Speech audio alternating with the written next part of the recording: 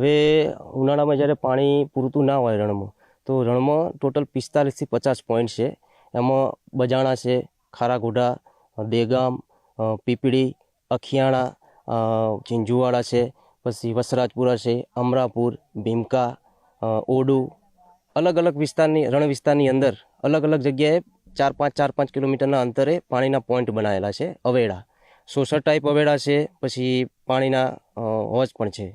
તો આ ટોટલ 45થી 50 પોઈન્ટમાં દરરોજ સવાર અને સાંજે વન્ય પ્રાણી જેવા કે ઘુડખર છે, લોકડી, રણ લોકડી, નીલગાય, વરુ, શિયાળ, ઝરખ, સસલા, જુદા જુદા પક્ષીઓ, આ બધા જ વન્ય પ્રાણીઓ માટે અમે સવાર અને સાંજ પાણીની વ્યવસ્થા પૂરી પાડીએ છીએ.